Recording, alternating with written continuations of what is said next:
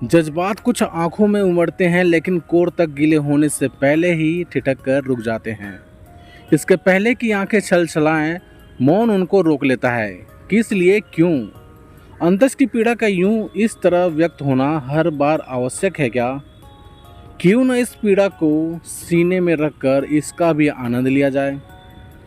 क्योंकि जिस कारण से यह पीड़ा महसूस हो रही है, रोने से उस पर किंचित मात्र भी प्रभाव नहीं पड़ेगा।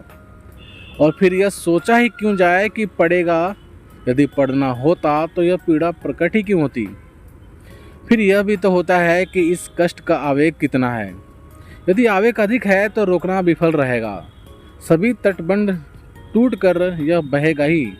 लेकिन ऐसा भी तो होता है ना कि आवेग तो बहुत है, पर बार बार की खिन्नता ने इस बार मार्ग अवरुद्ध कर इस आवेग का आनंद लेने की ठान ली हो। कभी आवेग को उसी स्थान पर रोककर महसूस किया है जब आंखें इस आवेग को रोकने के परिश्रम में जलने लगती हैं और मौन होठों पर ही नहीं, शरीर के रोम रोम में प्रस्फुटित होने लगता है। इस समय यह मौन शून्यता की ओर ले जाता है। मन की उथल पुथल के मध्य से गुजरते हुए एक सीधी सड़क पर, जिसका कोई मोड़ नहीं, जहाँ से जुड़ा अन्य कोई रास्ता नहीं, बस चलते जाना बिना किसी उद्देश्य के, मन का मौन मुखरित होता है और बाहर का कोलाहल श्रवण इंद्रियों के पास आने के पहले ही चुप्पी साध लेता है। इस अवस्था में शून्यता का व्याप्त होना भी एक प्रकार का आनंद प्रदान करना है। स्वयं से साक्षात्कार करने का समय, स्वयं से वार्तालाप करने का समय, और कुछ भी न हो तो स्वयं के साथ समय गुजारना ही बहुत बड़ी बात हो जाती है, जो हम अक्सर जीवन की आपाधापी के मध्य नहीं कर पाते हैं। कभी अश्रुओं के आवेग को रोककर इस परिस्थिति को भी आने दें।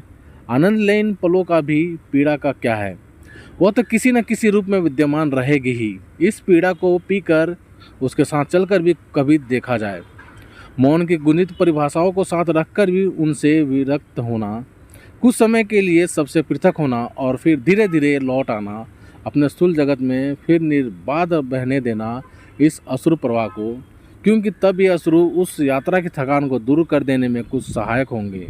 हाँ, पीड़ा अपना समय लेगी और यह स्वयं पर भी निर्भर करता है कि कब तक हम इसे स्थान देना चाहते हैं, अथवा इस पीड़ा का आलंबन कितना मजबूत है। इसका रहना न रहना इस बात पर भी निर्भर करता है। तो प्यारे दोस्तों, आप सभी का इस बारे में क्या राय है, प्लीज़ कमेंट करके हमें ज़रूर बताना।